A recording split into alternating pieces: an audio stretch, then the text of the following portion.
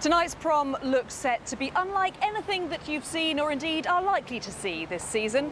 Hosted by musician, actor and all-round comedy rock god Tim Minchin, who joins me now. Tim, how's it going to go tonight? I don't know what's happening. I'm very late and I haven't learnt my lines. You're beautiful. Good. And I love you. I love you. I don't know what's going to happen at all. Welcome to BBC's first ever Comedy Prom.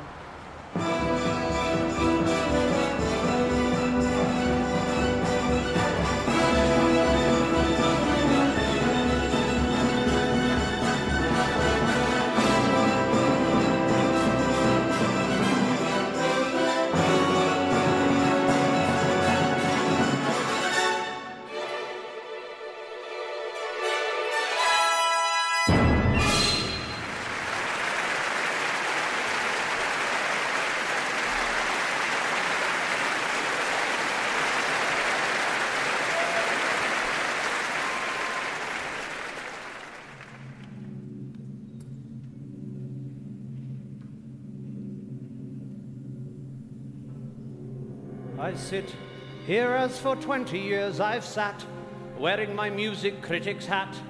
I mean, it's clearly not an actual hat, it's metaphorical. And in those 20 years I'm sad to say these wondrous promenades have gone from bad to worse to bad to pretty crap to bloody horrible. I admit I'm a bit of a classical music boffin, and although I've said this often, the final nail in the coffin of these proms is surely imminent. Yes, we survived Nigel effing Kennedy, but surely there's no earthly remedy for a night of so-called comedy hosted by an immigrant. Why we insist on this tosh, it's a mystery. Classical music and laughter don't mix, you see. 160 years of history tossed away for a cheap guffaw. One of our nation's finest traditions, some of our country's finest musicians, forced into humiliating positions. Is nothing sacred anymore. Classical music should always be performed, well, you know, classically, with suitably solemn solemnity, and usually in 3, 4, 2, 3, 1, 2, 3. Now we have this comedy prom. It's all boom-tish and pom-pom-pom. What are these BBC idiots on? Is nothing sacred anymore? I remember, it seems like yesterday, watching the greats who'd come to play. It was so magical and gay, back when gay meant something good. I wish that I were back there once again, when the orchestras were made of men, and some patience and a penny could give you Henry Wood, you would get wood. Oh, what Henry Wood would think, if only Henry Wood could think. Though he's extinct, he would have died if he had seen this. Endless rhymes and dirty puns, people drumming with their tongues. They think it's funny, forcing divas to sing penis. Penis, penis, penis, penis, penis,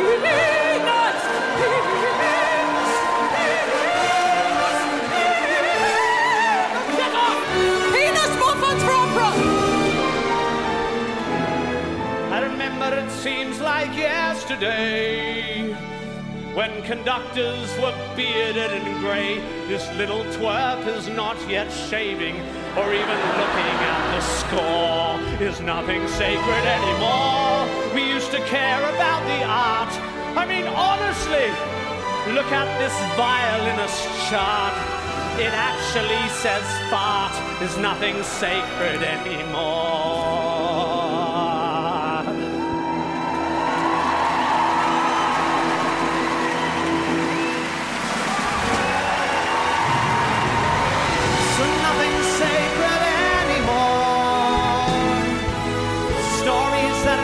The greats of yore, sin, redemption, and the Lord, heaven's glory and hell's fires, the battle of the light against the dark, the timeless narratives that drove Mozart and boring Bach.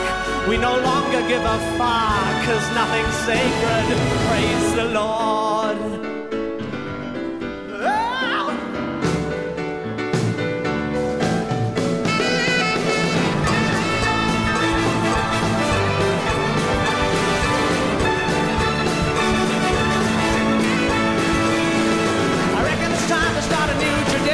Something designed for us comic musicians. We'll do it every year at the Comedy Proms.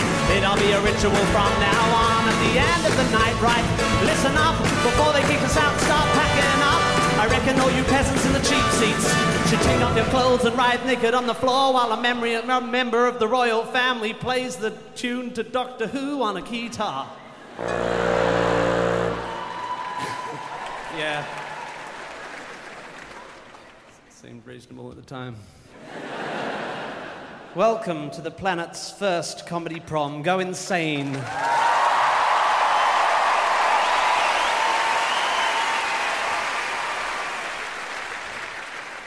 That was interesting. Something new. So, as I'm sure you all know, the word prom is a shortening of the word promenade, which is a type of drink. Like lemonade, but instead of lemons, it's made of pomegranates.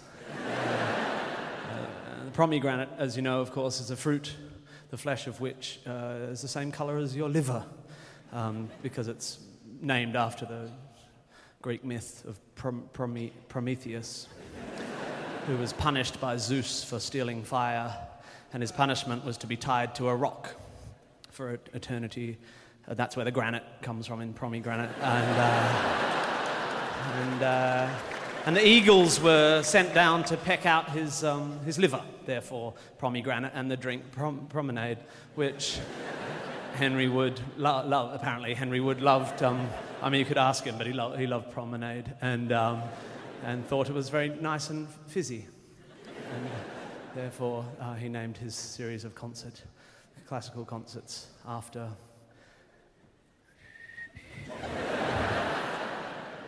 Tonight you are going to see a classical pianist, an opera singer, some puppets, a beatboxer, a rapper, and a mime artist, especially for the Radio 3 listeners at home.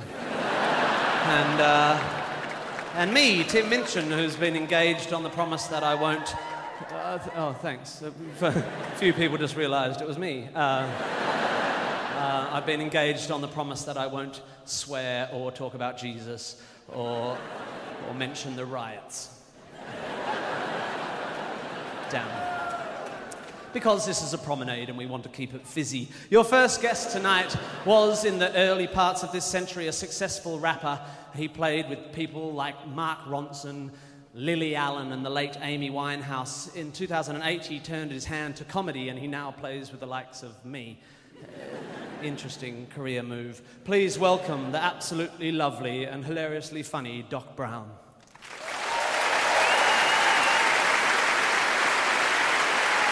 Yeah. Okay. Oh. Wow. This is a special moment for me, man. You know, I always dreamed of being like the most famous British rapper since like John Barnes, and now like with this gig, I felt it could be tricky, you know, because a lot of people they really hate rap, you know. But I'm used to that. I'm used to a bit of animosity. You know, I've been to Kent. So, you know, I was thinking, like, what should I rap about in this situation? What should I rap about? You know, politics, maybe? No, you know, I'm way too much of a fence sitter when it comes to politics. You know, me, I'd be like, oh, forget Nick Clegg, he's a wannabe. However, I do agree with some of his policies. It's just you know, that's no good. You know, street crime, I can't really get into that. You know, I've never been a criminal of any kind, never been to prison. You know, I never was one of those kids either who would forcibly do jail time just to beef up my street creds. You know, I don't think I could maintain the hard facade. In fact, even just using words like facade would probably blow my cover relatively early. So I figured, look, it's the Royal Albert Hall. I'm at the Proms. It doesn't get any more British than that, right? So I figured I will rap about a British institution, okay? Because I figured, you know, look, I'm living my dream right now. That's how I really feel. I'm living the dream, and I want to share my dreams with you, okay? Because everybody's got a fantasy, a mad scheme, a crazy plan, a dream that we could make reality. Maybe my plan's sad, but since I was a lad, I wish David Attenborough was my granddad. You look at me like, this man's mad, get a CAT scan, you're one horn short of a jazz band. Yeah, it may seem strange for a rap fan to wish for Attenborough's voice on my sat-nav. He'd be my guide, I'd be Robin to his Batman. I'd help him research wolf cubs in Lapland. You know, I'd be like, Grandad, I saw another one. He'd give me a hand clap, cause that man's a living legend. The best yet, he was flipping old when I was little, still isn't dead yet. And when he pops his clogs, I'll be crestfallen. He never sat me on his knee for a bed story. Wish I could just put him on as a very special vocal guest on my song. I'd have him do a little cameo feature saying, Doc Brown's an incredible creature. Yeah, imagine that. Of all my crew, I wish Attenborough had my back. And we could spend a beautiful future together. He could dumb it down for me, I could get clever, tell him all about rap and girls. He could tell me all the facts of the world. But what's the chances he'd be listening to some little rap? He probably thinks it's all bitches and stuff, but Dave is so much more. I aspire to have lyrics like yours. I'd love to rap about panthers that ran fast. Damn, I wish Attenborough was my grandpa. Yeah, I wish Attenborough was my grandpa. Oh, damn, I wish Attenborough was my grandpa. You can but dream, you can but dream. You can but dream, you can but dream. You can but dream, you can but dream. You can but dream, you can but dream.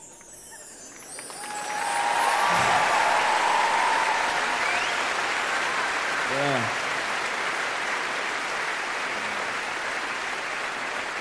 Thank you. Thank you. Now, I know a lot of you think I might have been joking. Some of you may have felt that you just witnessed a man having a mini breakdown. But no, I'm serious. I mean, forget rappers. Attenborough, to me, is the greatest living lyricist there is. You know why? Because anything he narrates, anything that he narrates, for me, I feel like I can relate to it. You know, I don't know if you've seen any of these shows, but if you have, then you'll know what I mean, right? Alone.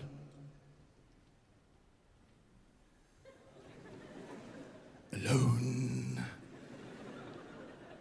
The giant Pacific octopus scours the seabed in search of the perfect den. It must be perfect, for it's going to be her home for the next 6 months. She's carrying fertilized eggs.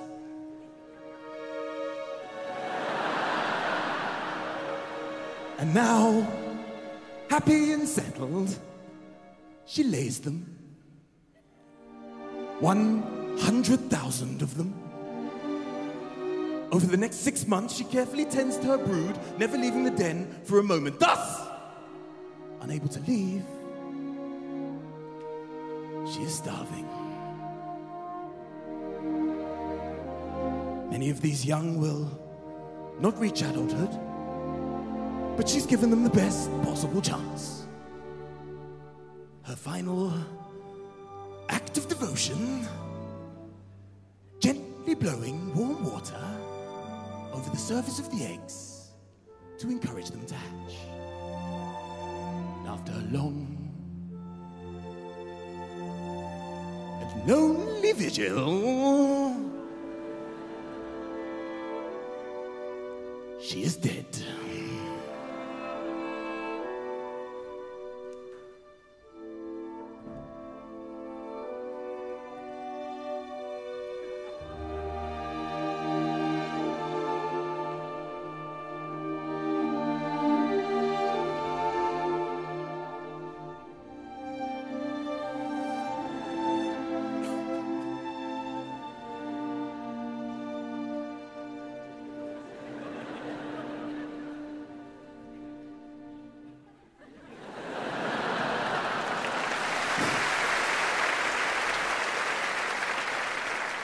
Honestly, I was sat there looking at that TV screen thinking, man, this geezer knows exactly how it is for single mums. Ladies and gentlemen, Mr. Doc Brown.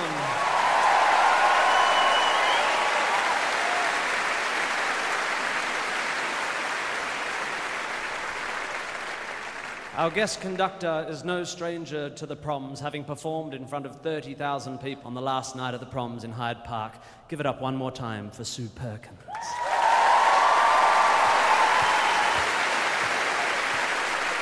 Thank you. There's an old saying, you play the Royal Albert Hall twice in your career, once on the way up and once on the way down. By God, it's good to be back. Hi. And what a way to be back. I've always thought when I play this venue again, I'd like to be in a breastplate, a horned helmet, being manhandled by a Bosnian love god, and forced to sing the word penis in a screeching falsetto.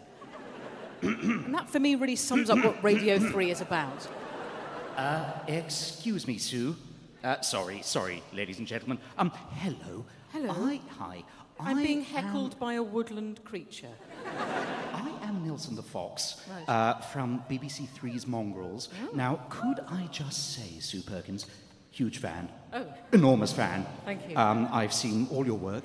Where to begin? Oh, dear. Just a Minute, QI, Supersizers. Oh, and of course, Maestro, the conducting competition where Thank you you. beat Goldie. Yep. That's the rapper, not the Blue Peter dog. I did actually meet once in a park. He was a bit up himself, literally. Oh, by the way, where do you stand on toxoplasmosis? Well, as far away as I can, I imagine, but... Bang! Yeah. I set 'em up, you spike 'em, Sue. Do you know what? We aren't so different, you and I, Sue Perkins. No? We're both urbane, erudite. We've eaten enormous amounts of chicken. It's true, I suppose. We've both raided bins late at night when we're hungry. We've both been chased across moorland by packs of angry dogs. We've both bitten children now and then. That's right. Now, Sue, this might seem like a crazy suggestion, but hell, I'll say it anyway. We're at the Royal Albert Hall. We've got a crowd. Would you like to sing a song from the award-winning BBC Three comedy show Mongrels, Sue Perkins? Plug, get it round that, BBC Two. I think it sums up our audience, sums up the proms rather perfectly. It's called Middle Class is Magical. Nelson, you had me at Fox.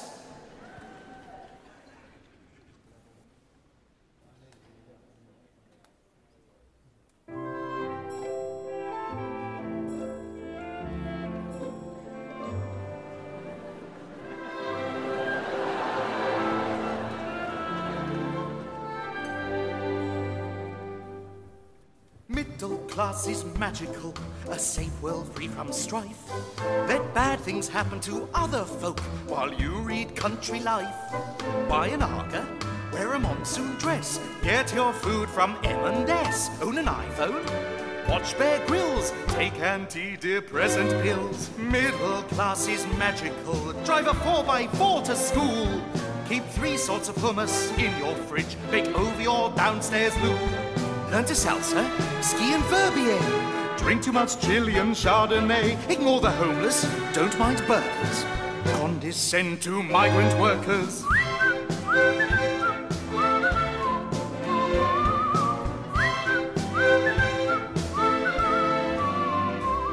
When all the world is middle class, there'll be no poverty or starvation. 'Cause we'll all grow our own mange too, and my lean class will rule the nation. Because middle class is magical. Join us and you'll see. You're already halfway there, 'cause you're not watching ITV.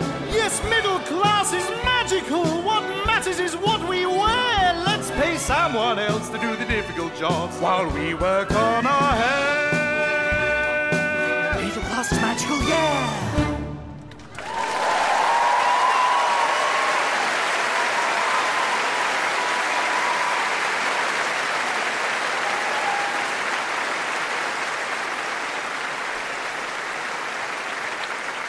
To bring a little bit of solemnity back into these promenadian proceedings, I'd like to play you a lullaby that I wrote for the second half of my 2 children.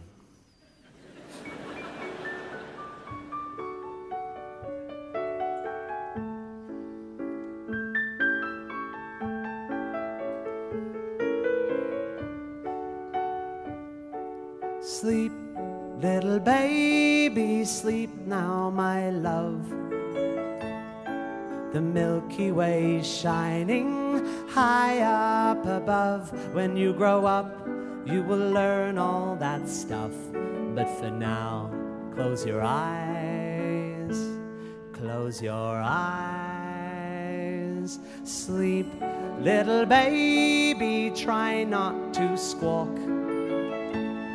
Tomorrow and tomorrow you'll learn how to walk, to love and laugh, to make toast and talk. But for now, Betty buys your blankets hand knitted with pure Angora wool. Your nappy is dry and your tummy is full of enough antihistamine to chill out a bull. Yet still all this gringing. What more could you want for? I just cannot guess. You constantly complain to me. You should feel blessed. There are children in Africa starving to death, and you don't hear them whinging. What more can I do to put a stop to this mind-numbing noise you are making? Where is the line between patting and hitting? When is rocking rocking and when is it shaking? I don't know what else I can do to try and hush you. My heart says I love you, but my brain's saying you, and hoping a child trafficker will abduct you. At least then I'll get a few hours in bed. I've shushed and I've cooed and I've even tried to sing oh bloody oh blada in the exact voice of Ringo. Now all I have left is to hope that a dingo will sneak in and rip off your fat bitching head.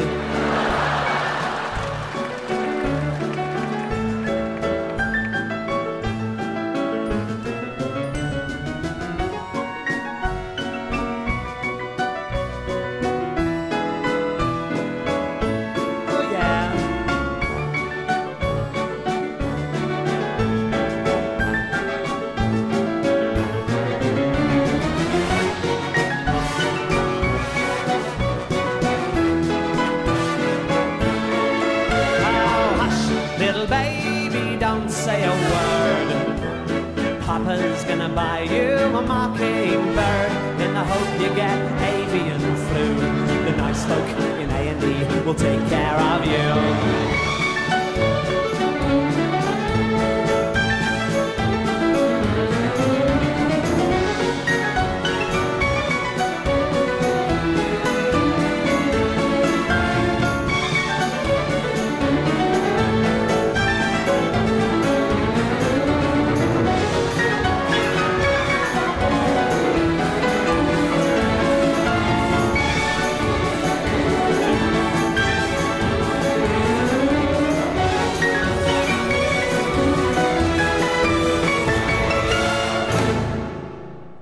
That's it.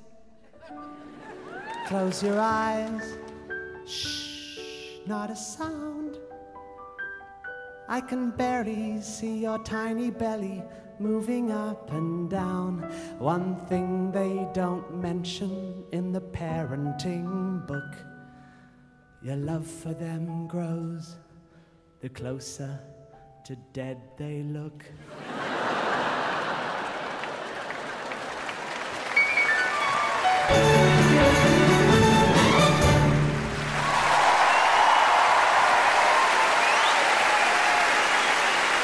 Please maintain and enhance your applause for the indescribably wonderful boy with tape on his face.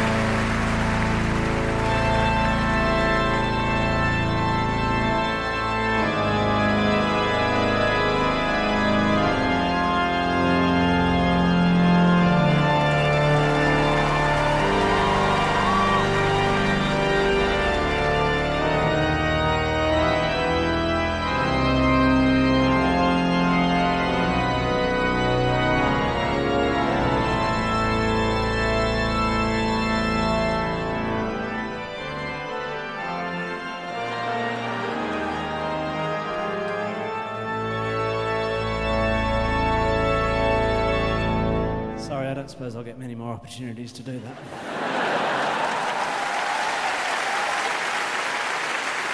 That's Light My Fire on the Royal Albert Hall organ. That's, I think I can tick that off my bucket list. This next duo have been compared in the press to a modern-day Flanders and Swan. This baritone and his little skinny pianist have been all over the country and are really the kind of act that represent everything a comedy prom should be and would have been if my agent hadn't have slept with the head of Radio 3. Please welcome the beautiful Kit and the Widow. Good morning.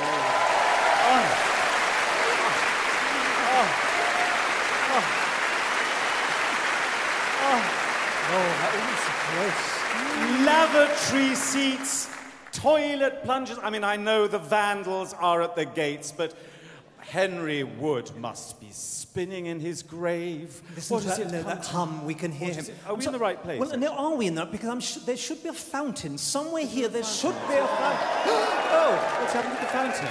Well, did it get lost in the looting, probably?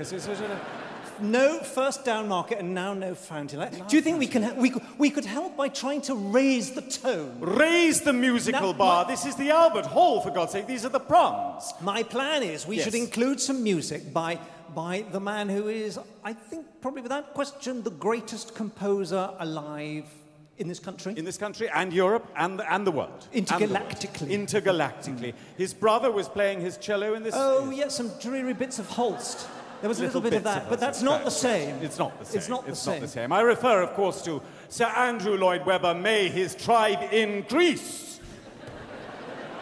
So, I beg your pardon.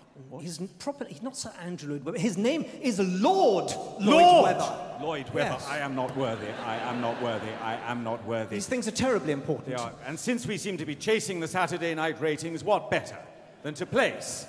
Well, I think if you could just remember that his name is Lord Lloyd Webber, Baron of Sidmonton. I think that will help. Baron of Sidmonton. Yes. Baron. He's styled Baron. Nothing to do with his musical imagination. He's just styled Baron. And in these concerts, I think his place is rightfully here. We shall use his formula now, one we shall share with you, good promenaders. Tournaments. You too can write a great West End score. Steal it from somebody else. The public will clamour, the public will roar. They won't know the best tunes were written before. Prod their memories with some musical arrow that sounds quite like bolero. And sit back as it sells. You too can write a great West End score. Steal from somebody else. Young Mendelssohn wrote this lovely violin tune.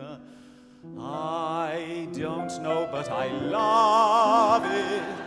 I don't see why it moves me. Gold and Tropft, Blatt und Blatt. I bet Richard Strauss couldn't think of that.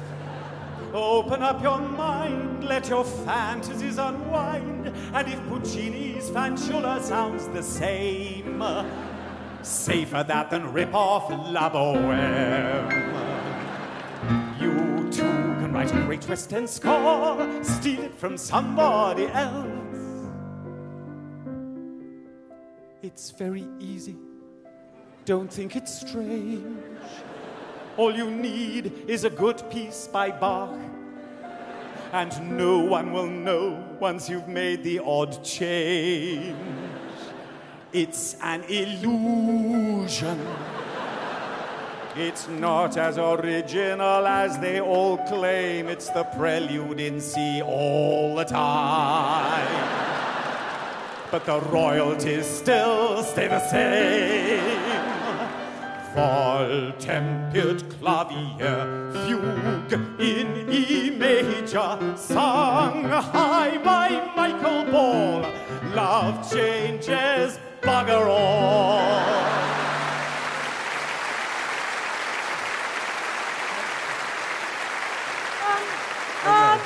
Excuse me. No, there's trouble. There's trouble. Excuse me. Trouble in the mosh pit. Sorry, There is a ladies and disturbance. Security, security. We Sorry, have trouble. excuse me, Mr. Hesketh Harvey. What, I what? need to have a word with you. What? Do you realize who this is? What?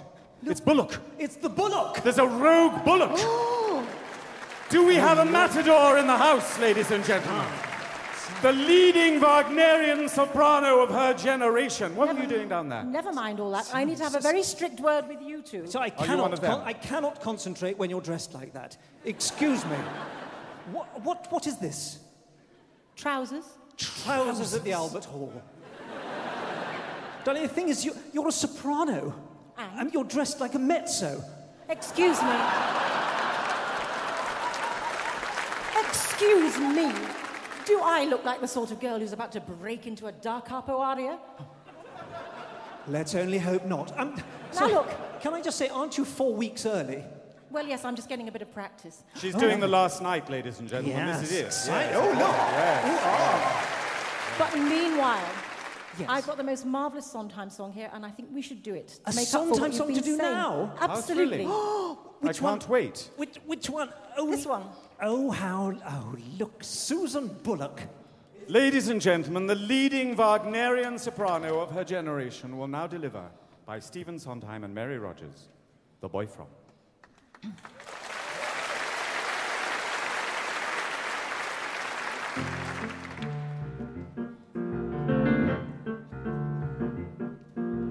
Tall and slender like an Apollo, he goes walking by, and I have to follow him, the boy from Tacarembo, la Tumbe del Fuego, Santa Malipa, Zacatecas, la Junta del Sol y Cruz.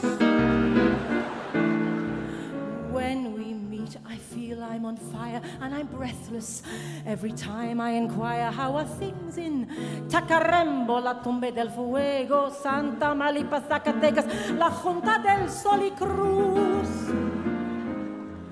Why, when I speak, does he vanish? Ooh, why is he acting so clannish? I wish I understood Spanish. When I tell him I think he's the end, he giggles a lot with his friend. Tall and slender, moves like a dancer, but I never get any answer from the boy from Tacarembo, la Tumbe del Fuego, Santa Malipa, Zacatecas, la Junta del Sol y Cruz. I've got the blues. Why are his trousers vermilion? His trousers are vermilion. Why does he claim he's Castilian? He says he's Castilian. Why do his friends call him Lillian? And I hear at the end of the week he's leaving to start a boutique. Though I smile, I'm only pretending, 'cause I know today's the last I'll be spending with the boy from Tacarembo, la Tumbe del Fuego, Santa Malipa, Zacatecas, la Junta del Sol y Cruz. Tomorrow he sails, he's moving to Wales to live in Llanfair, Pwllgwyn, Gillgo, Gers, Windrob, Wyll, and Isilio, Goch. Oh.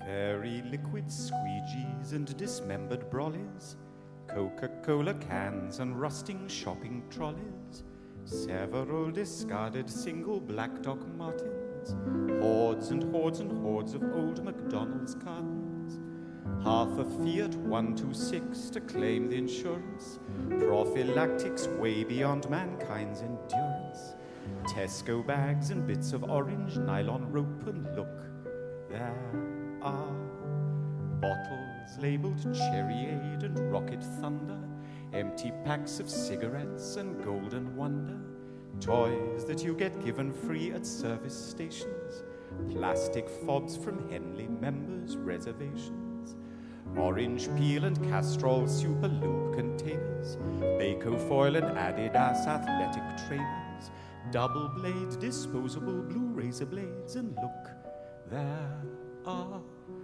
part disintegrating bits of perch and tensioned floating recent life that won't bear close attention, shiny pools of manganese and benzochloride, sulfurous waves of petrofluoride, sewage treated and untreated in profusion, drainings from an engine sump in part solution, old car batteries sitting on the glorious placid shoreline, leaking acid, and washed down from lovely shimmering Derwent water, one whole sheep marked radioactive, do not slaughter, canisters with skull and crossbones part revealed, canisters unmarked just saying Sellafield, banks of vegetation standing rotting sweetly, banks where vegetation's given up completely. There I sat down and I saw a swan of purest whiteness gently lying, saw a swan of purest whiteness slowly dying, saw a swan enmeshed in bits of angler's twine, poisoned by the lead weights on a fishing line, and many people rushing forward who cried to see it, many people rushing forward who tried to free it, saw the swan who lifted up her fading head, saw them gasp to hear her as she quietly said, "You'll no doubt have heard how swans refrain from crying up until the moment that we find we're dying. Charming, but as you can see, by then it's not much use. Quite apart from which swans aren't responsible, you know. So, what's your excuse?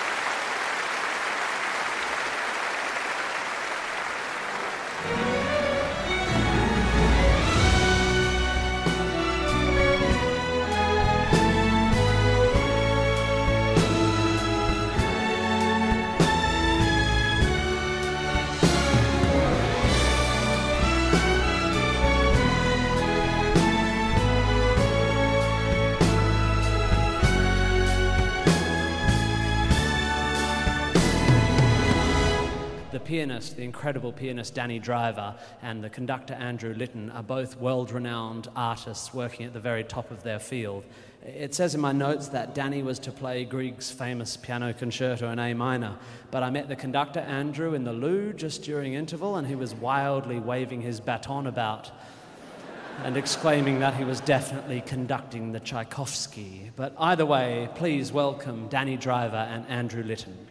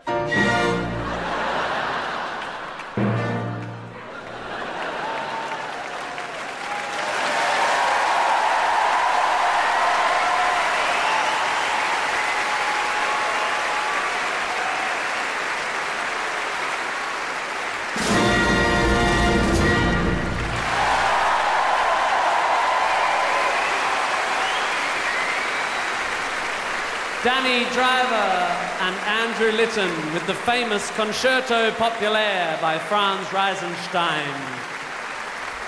Yeah, it's probably not a brilliant idea getting an actual musician to do an actual piece of music, because I've got to admit to feeling quite insecure now. A little bit defensive, a little bit threatened. And so I think I'm going to do what I've always done in my life, and it's served me well, I think, thus far. What I always do when I feel threatened is do something stupid.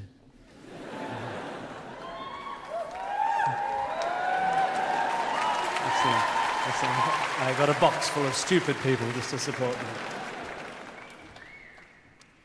This is a piece I wrote a long time ago. By piece, I mean a stupid thing. I've been having a little problem recently, which is quite disturbing musicalically, involving a semitonal discrepancy, vocally and instrumentally. You see, musicians of different varieties prefer playing in particular keys, and singers too treat preferentially those notes they tackle more proficiently. Now, you don't have to be a member of Mensa to understand the depth of my dilemma. The two elements of me favor two different keys, thus the rift betwixt my fingers and my tenor. I like nothing more than playing instruments in F. It warms the very cockles of my heart. The trouble is that F can leave me vocally bereft, you see. I like playing in F major.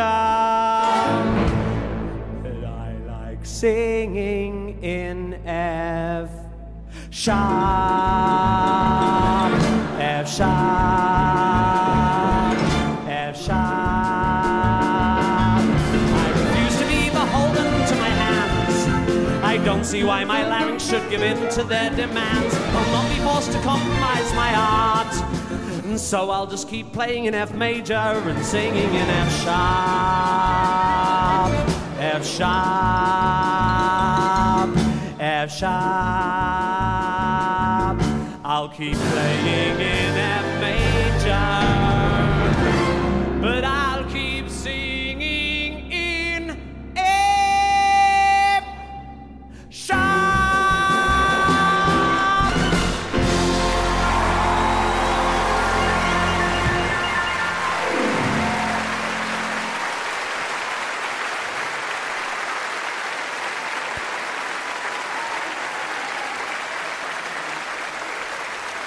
You've got to use what skills you've got. Please welcome back to the stage the marvellous Kitten the Widow, Sue Perkins, and the finest Wagnerian soprano of her generation, Susan Bullock. We're back. Come on, gang. Come along.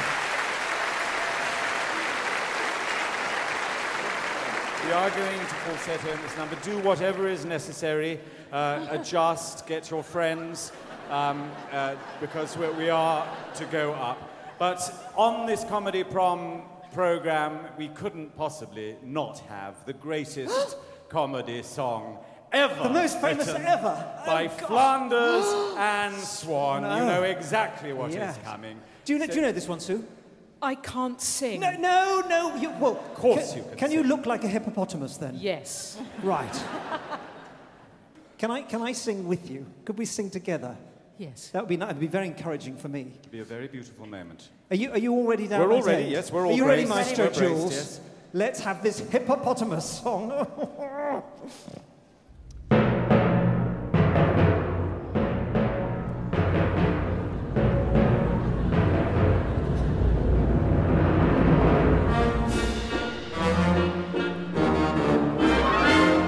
A bold hippopotamus was standing one day on the banks of the Kushalima. He gazed at the bottom as it peacefully lay by the light of the evening star.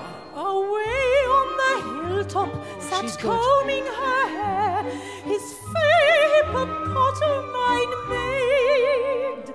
The hippopotamus was no ignoramus and sang her this sweet serenade.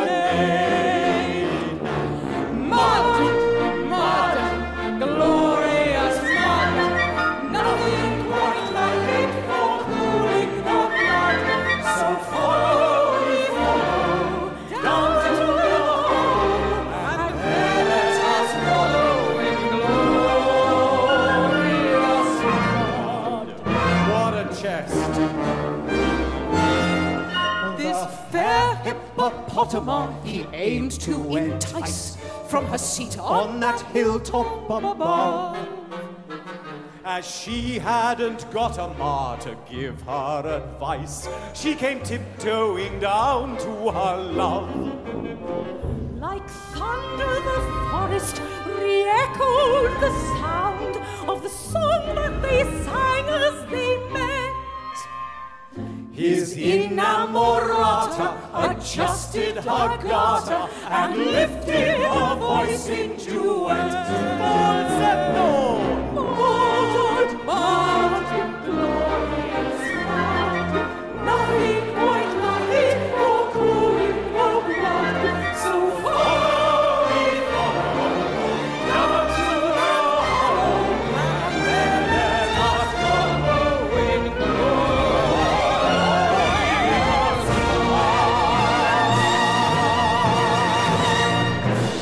Brava! Brava! Brava la diva! Brava basta! Brava, bravissima! And on timpani, Danny, the boy with tape on his face, and Minchin. Do you want to come and do a duet? Why not? Oh, why? That would be really fun, wouldn't it? Yeah, oh, yes. For safety's sake. Come on, diva. Let's do this. It's not safe anymore. No, let's get A it. lovely piece with the band. It's called Dizzy Fingers by Zez Comfrey.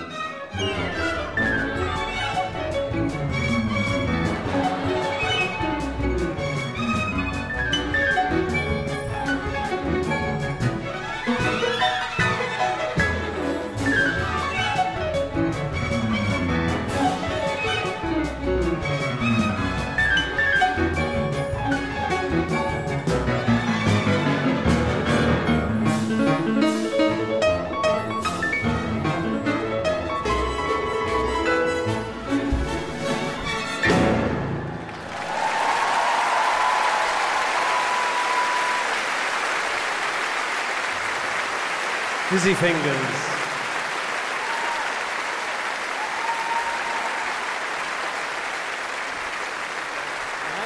Hit the note. I hit a bottom A. I like hitting bottoms. Most musicians spend years and years training their fingers to do more and more intricate tasks. The next guest spent years and years sitting in his bedroom with a microphone, figuring out how to make stupid noises, which, when put together, would make the rest of us look pretty boring. He is an oral wizard, a labial legend, a lingual freak. Please put your hands together for my friend, the not very bearded Beardyman.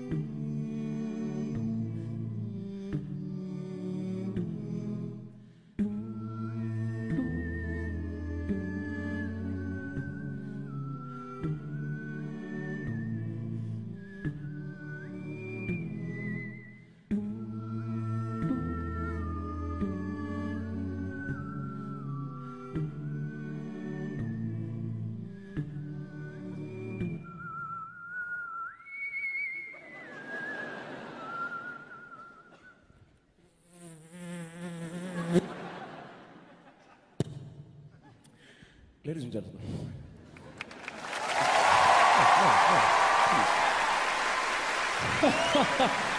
You're too kind, you're too kind, you're too kind. Ladies and gentlemen, there is an issue which I wish to address with you all today. It concerns the canon. By the canon, of course, I don't mean...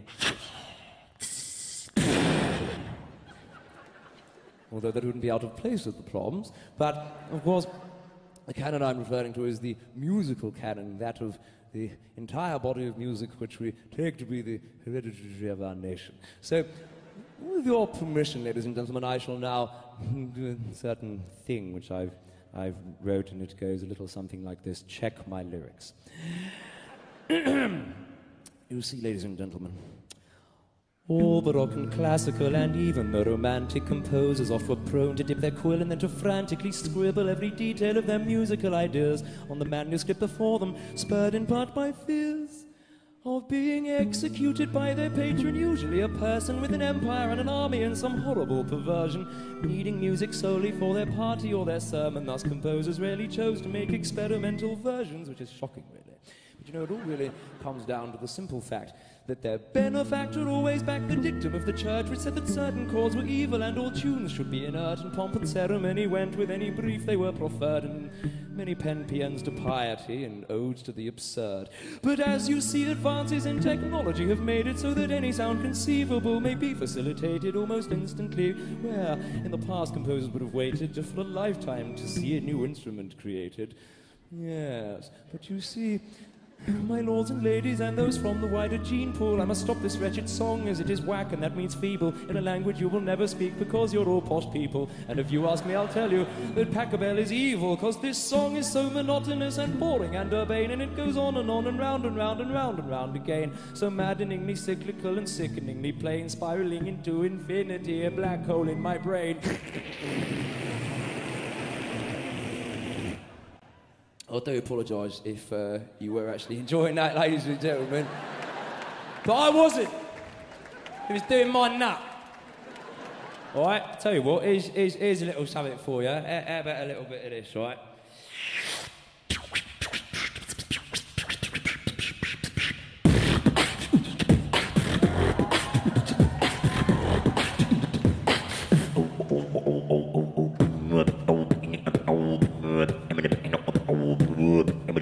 Now it's a bit much, really, isn't it? It's the proms! You can't do that in the proms! No! Cool! Saints preserve us!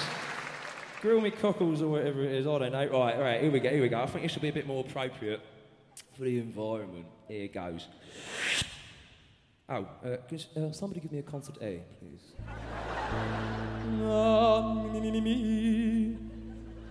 La. Yes.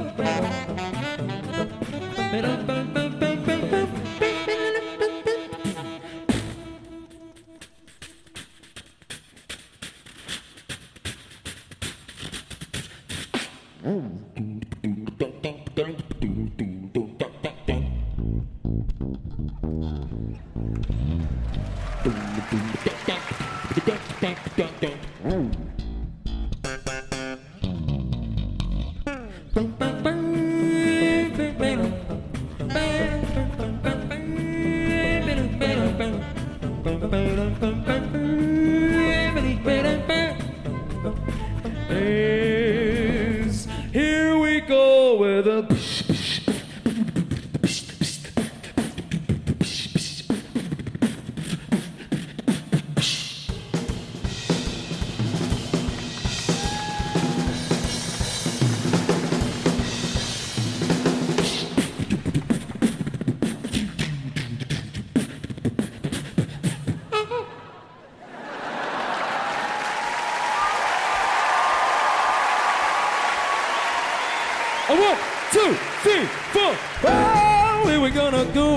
another little thing I wrote, and you know that I wrote it in the future, yes.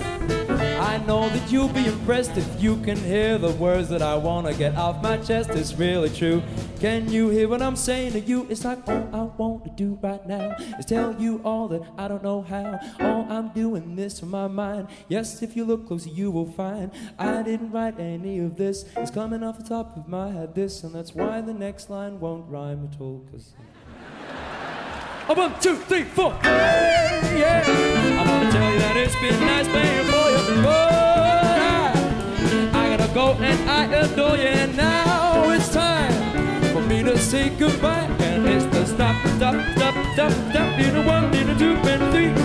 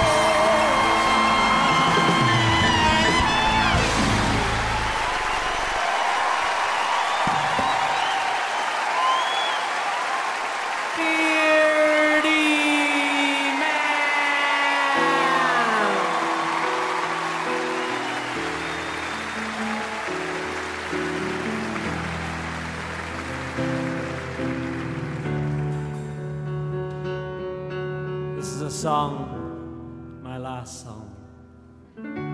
It's a song about prejudice.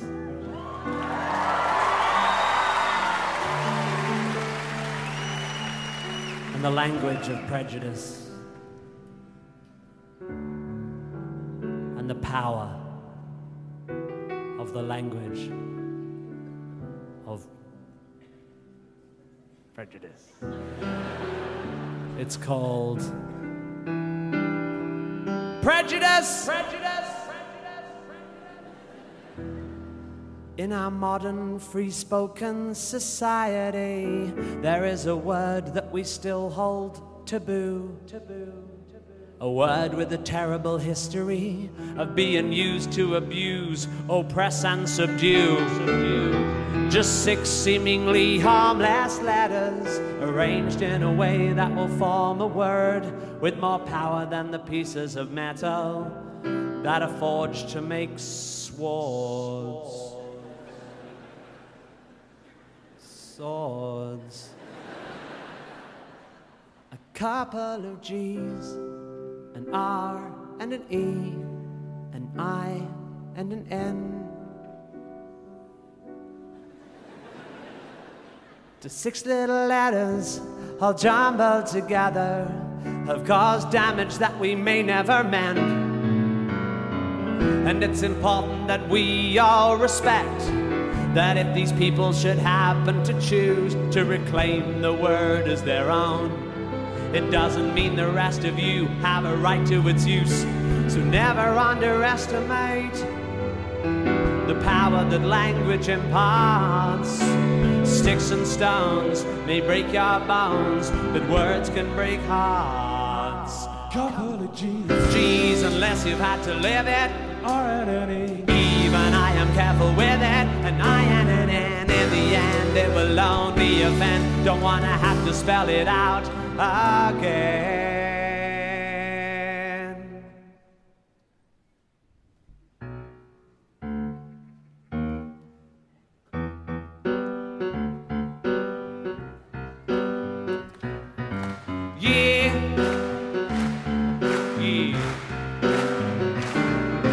Only a ginger can call another ginger ginger.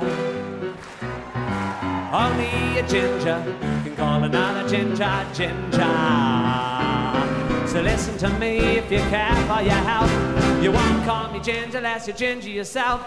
Only a ginger can call another ginger ginger. When you are a ginger, life is pretty hard. There's a brutal bullying in the schoolyard. Kids calling you Ranger and Fanta Pants. No invitation to the high school dance, but you get up and learn to hold your hand up.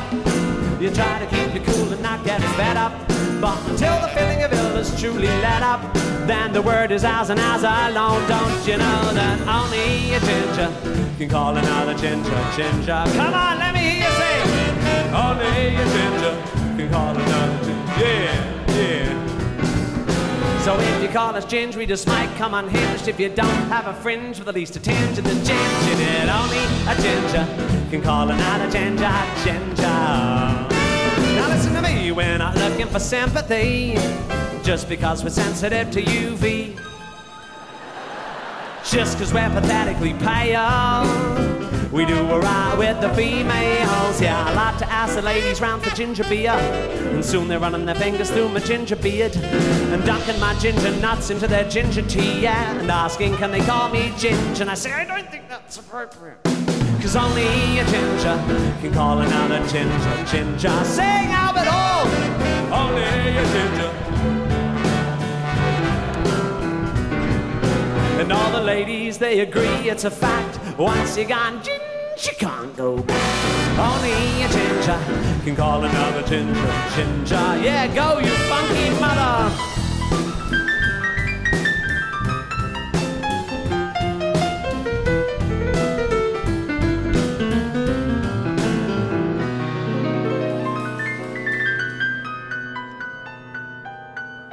Yeah, you can call us bozo or fire truck. You can even call us carrot top or blood nut. Yeah, you can call us matchstick or tampon. But playing with the G word is just not on. If you're a ginger folk and you don't like us, we will stand up to the fight if you want to fight us. But if you cut yourself, you might catch gingivitis. So maybe you should shut your funky mouth. Only a ginger can call another ginger ginger. Sing! Only a ginger can call another. So if you call us ginger, you can't whinge if you're injured. If you don't have a tinge of the ginger in your minge, only a ginger can call another ginger ginger. And you know my kids will always be clothed and fed, cause Papa's gonna be bringing home the gingerbread.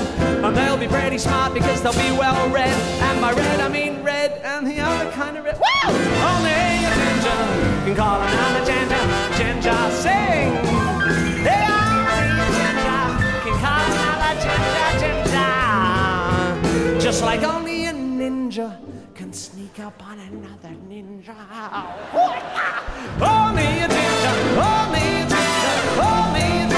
Yeah, I used to think I'm not pointing the finger, I'm just having a singer. I am just reminding ya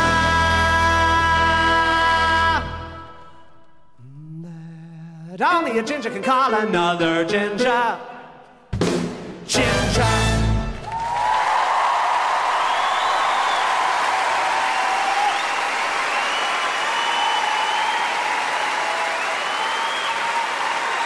And that, my friends, is that.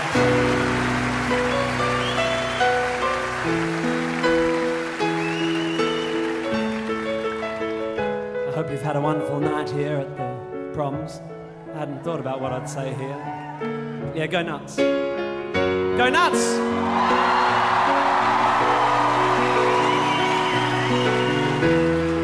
That's Ben on the cello. It's beautiful. It's gorgeous. Yeah, it's beautiful.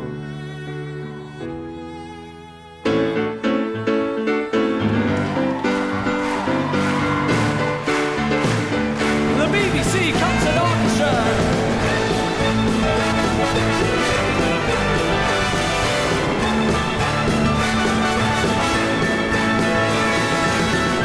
Please thank Doc Brown.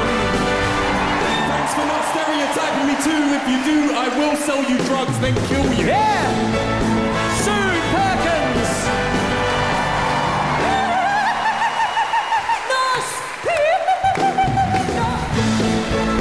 BBC Three's The Mongrels!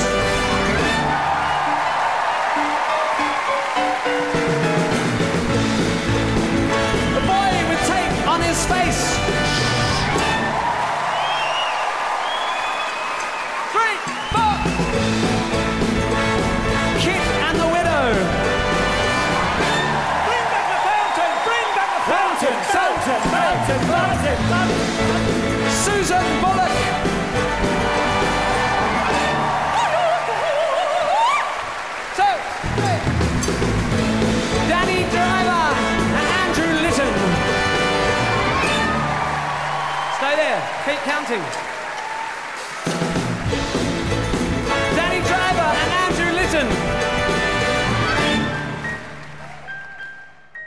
That's ridiculous.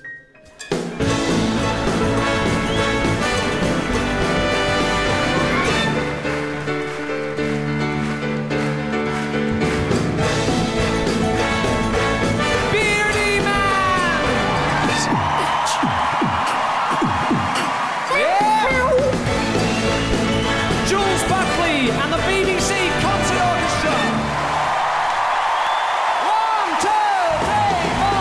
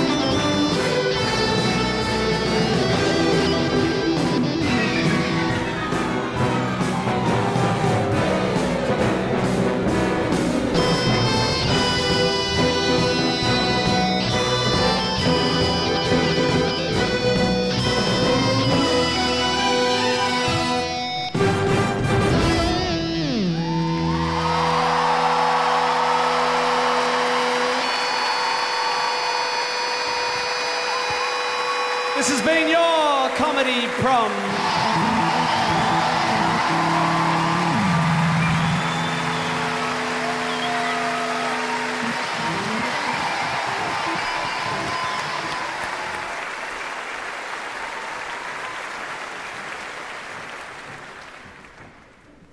So I basically saw this concert as an opportunity to force incredible musicians to do what I wanted them to do. And this is probably the most self-indulgent of these forcings. Jules Buckley, he's my private conductor.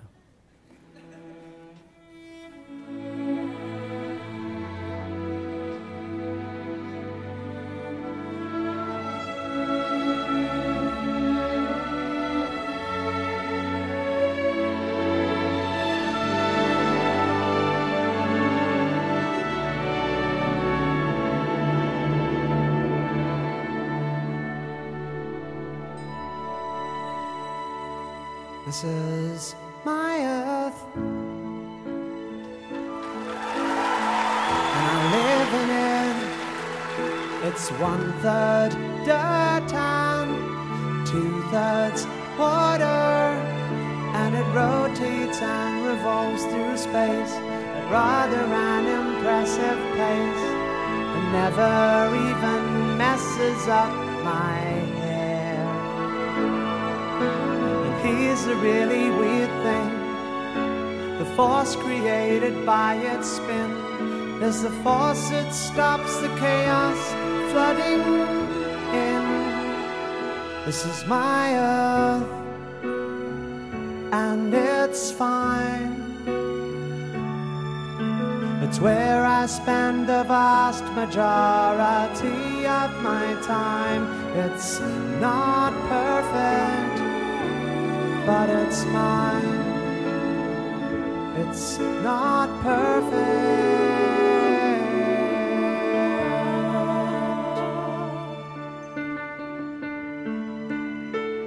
This is my house, and I live in it.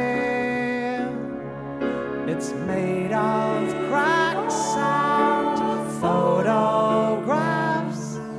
We bought it from a guy who bought it from a guy who bought it from a guy whose granddad left it to him. And the weirdest thing is that this house has locks to keep the baddies out, but they're mostly used to lock ourselves in. This is my house, and it's fine. It's where I spend the vast majority of my time. It's not perfect, but it's mine. It's not perfect, but it's mine.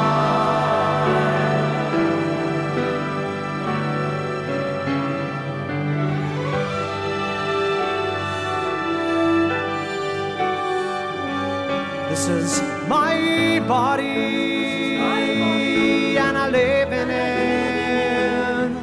It's 35 and 10 months old. It's changed a lot since it was new. It's done stuff it wasn't built to do. I often try to fill it up with wine. And the weirdest thing about it is I spend so much time hating it, but it never says a bad word about me. This is my body, and it's fine. It's where I spend the vast majority of my time. It's not perfect, but it's mine. It's not perfect.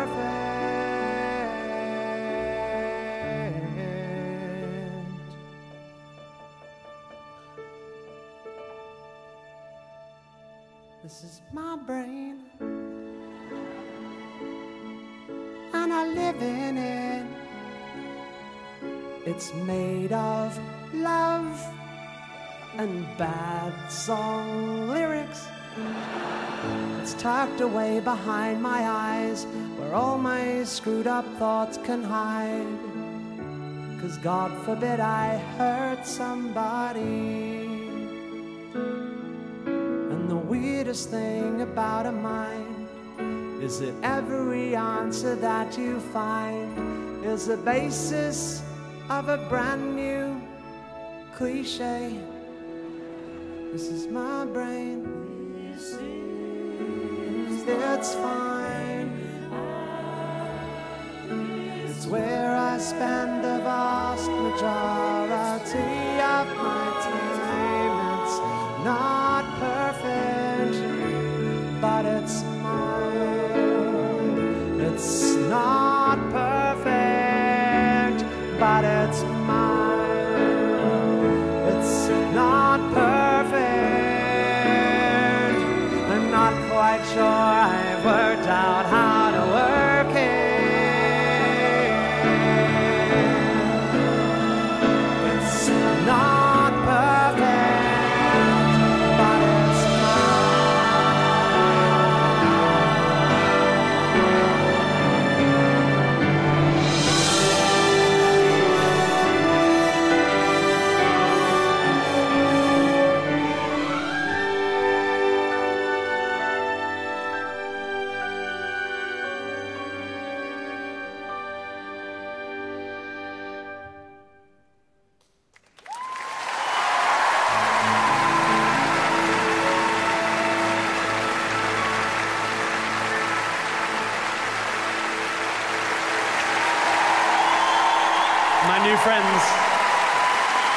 Jules. Thank you, BBC Concert Orchestra. Thank you so much for coming. Enjoy the rest of the proms. Good night.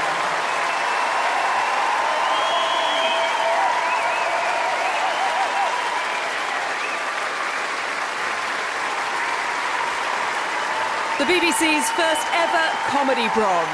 We didn't know what to expect, but the audience here have loved this evening. And of course, hosted by the fabulously talented, the inimitable Tim Minchin.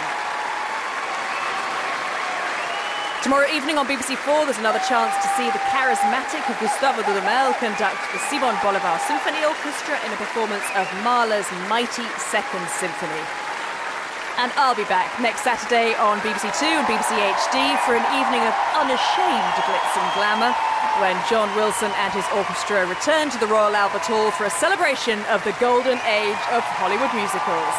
But for now, from me, Katie Derham, good night from the BBC Proms.